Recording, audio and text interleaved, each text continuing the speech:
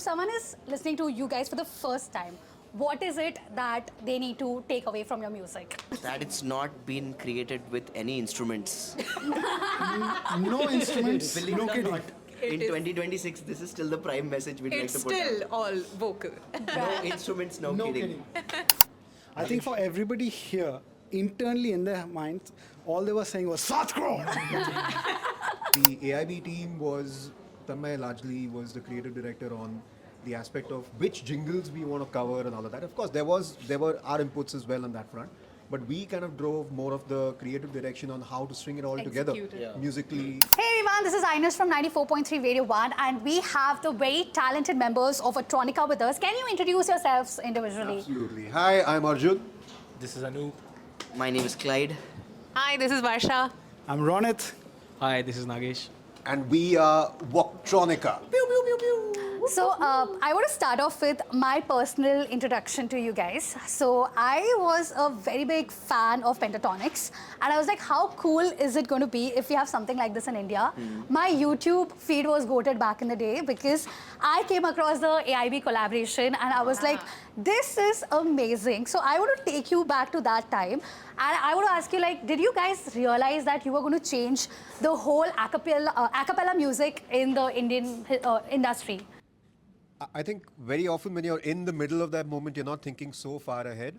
But one thing we knew was we are here to stay for a while because we were having a lot of fun making music together.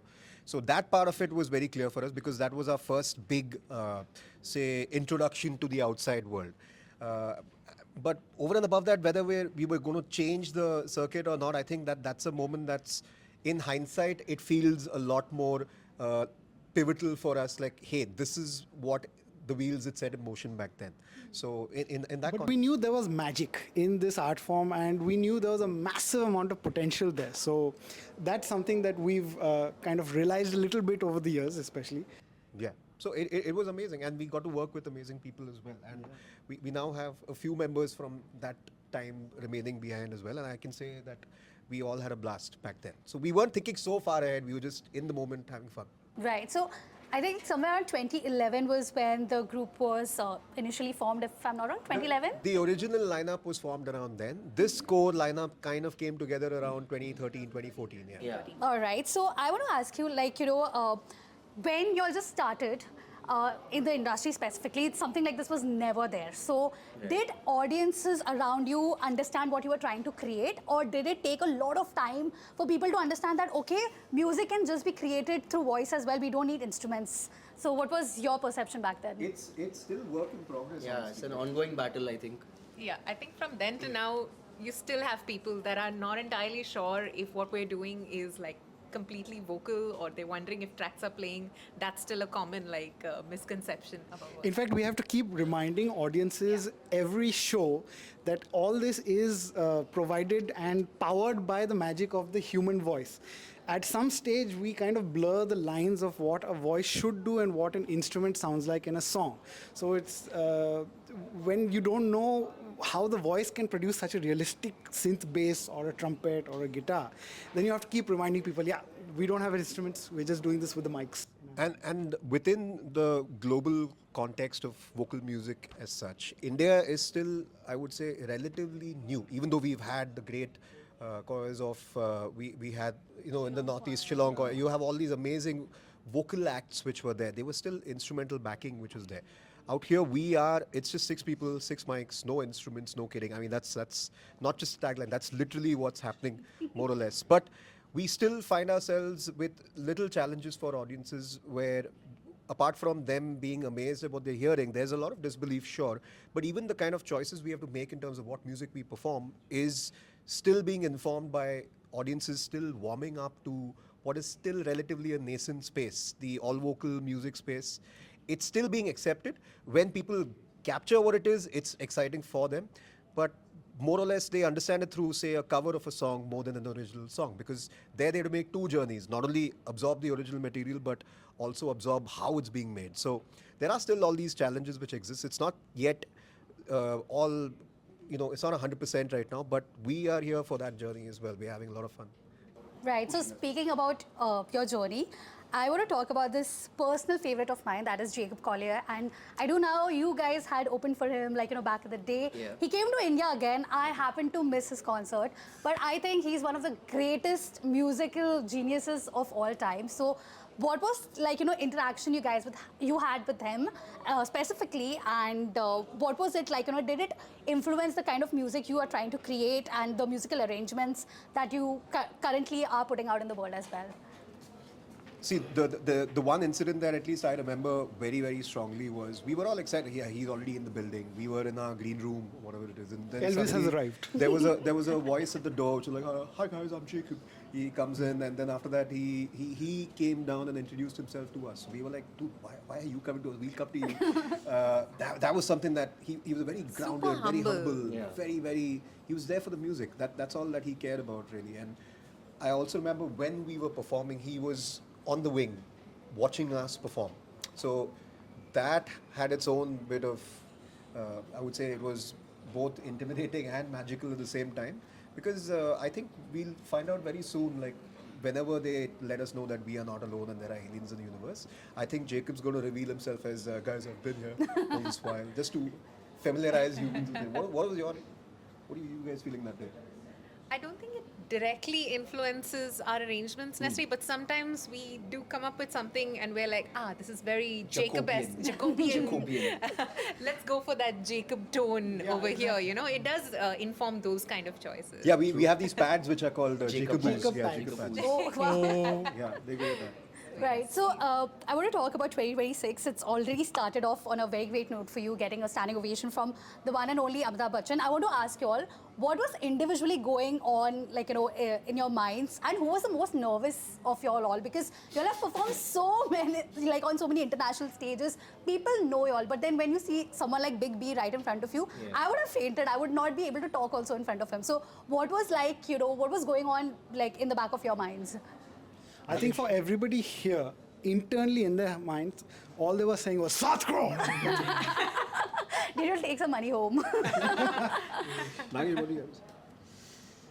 It was very unreal. It felt like he just walked off the screen. And it's very hard to describe, like it felt very unreal. Is he really that tall? I want to ask. Yeah, he's quite tall. He is? Yeah, Pretty tall, yeah. Okay, all right. Anything you felt that day? Immaculate aura. Yeah, insane aura. Oh my God. I have So- to say, my handshake was somewhere between a handshake and a hair. Like, I wasn't sure where to go with it, but yeah. Yeah. I just really wanted to tell him that we share the same birthday. Oh, 1st October? 11th October. October. Oh, I think, yeah, right. But if I'm being very honest, all of us were excited. I'm not sure we were nervous in the traditional Yeah. sense. Yeah. It was a particular kind of adrenaline kind of excitement which was there. But the insane thing was when we started performing, when we did the checks or whatever of our performance, that time there was no crowd. When we started performing, suddenly it was like a condensed micro-reactor version of a cricket stadium. That's how raucous the crowd was. And we couldn't hear each other. So that part of it kind of suddenly became something we had to calibrate towards. But outside of that, we were having a blast just paying tribute to such an immaculate man. And when he came down and spoke to us after that, we felt his, like he said, immaculate aura. Yeah. It was incredible. Right. Like, I also want to talk about, a lot of creative experimentations that you guys do, because you all work a lot with, brands and collabs and all which happen. Yeah. So how do you all maintain your authenticity in such a situation? Because as we all know it, brands are not easy. They will just keep on telling this needs to be done. And then you all are artists. So, like, how do you all put your foot forward and say, this is what we're going to do. This is how we are going to keep the arrangements. What is the scene in that space for you? See, the good part is we always have a get out of jail card, which is, hey, this is not possible in an all vocal sense. That's one thing which always allows us to get out of that situation. But we've all had a lot of experience with respect to some of us with our individual work as well. We deal with this particular aspect of creativity on demand, or whether it's a time-sensitive thing which exists in terms of how to navigate the client servicing aspect of things or the creative side of things. All of those things that we have all got a collective experience for the last 10 years doing this as Voctronica as well. So we've got a lot of, it's something which there are days where it gets frustrating because sometimes a good idea gets set aside because of something that the client thinks is a good idea. So that little conversation is a little, we always encourage the client to, hey, this is why we're saying what we're saying. And there are a lot of people who understand that and hear you out. But there are a lot of people also who maybe do not want to do that. They're like, no, I'm paying for this, so we need to do this. We generally do not get along well on those kind of projects with people. But when you're being a professional about it, we don't hold back on the authenticity of how we put forth our product. We still give something which is amazing, which is perfect for what audiences have to listen to, what's going to talk about the brand. And that's strictly the kind of collaboration that we resonate with. We are always trying to ensure that if anyone's watching that, there's a particular mark of quality to it. And I think that allows us to stay consistent with our own sound as well, because that's all we are striving towards. What we were 10 years ago or 5 years ago, what we will be 2 years later, we hope to be a better version of that. So the same thing applies to this as well, in many ways. Right. Correct? Yeah, for sure. So I want to ask about, like I said, my personal discovery of you guys with the AIB collaboration. I'm sad they are no longer there, but how was it working with Tanmay Bhatt and the AIB team? Because I think a critical part of music and comedy is the timing and the storytelling that you do. So what was that collaboration like, and what did it teach you all, or what did you all personally take away from such a person like him and the team? They are absolutely genius with respect to understanding the pulse of what is going to work and what is going to work online. And the AIB team Tanmay largely was the creative director on the aspect of which jingles we want to cover and all of that. Of course, there were our inputs as well on that front, but we kind of drove more of the creative direction on how to string it all together musically, what can come after what, because there were two little games which are happening there. One is, hey, we want these jingles to club together to land this particular joke. So music and comedy have to go hand in hand there. And then allowing that to execute musically. But they were very, very amazing about giving that particular kind of creative freedom and space for it to be executed in that way. And I think they were also working with the same premise of let the best idea come forward and let that win. So it was amazing. And there's no question about the fact that Tanmay pretty much is a genius when it comes to, the internet. In any business on the internet, I think Tanmay is going to continue to be that, and all the other members of AIB are still out there. I think Khamba is making a bit of a gigantic comeback right now. Rohan and Ashish are still doing amazing writing job, a lot of things which are there. We met Rohan at Comic Con recently. So it's amazing to see what all they're going to do, and we are also quite sad that AIB as the content creator does not exist anymore. But I think we're getting to see a lot of other things, like a lot of the ads, that, okay, this is probably written by someone from that team. So it was amazing to work with them on that front. Right. Speaking about, Glenn was talking about the 2016 trend and everything. One trend that you all do on your gram is the genre fluid thing, which I absolutely am obsessed with. The genre flip, flip, sorry. And the first video that I came across got Shake It Off, and like the Garba thing, and I was like, what is even happening? It was chaotic, but it was so fun to listen to it. Do you all want to do a version of the other one that is I Want It That Way with the Qawwali influence? Yeah. Do we do it right now? Sure. So when we did it that day, it was pretty much impromptu because you let the wheel. I mean, we look up, but there's a. Does it happen in that moment, or It's pretty much live, and that's where a lot of the organic. craziness happens. But of course, we can recreate that moment right now. I want it that way. Oh, tell me why, tell me why, tell me why. Tell me why, tell me why, tell me why. Oh, tell me why, tell me why, tell me why. Ain't nothing but a heartache, ain't nothing but a mistake. I never wanna hear you say, I want it that way. Tell me why, tell me why, tell me why, tell me why, tell me why, tell me why, tell me why, tell me why, tell me why, tell me why, tell me why. Wow, I've never heard something like this before. I think this needs to be on air instead of the Backstreet Boys.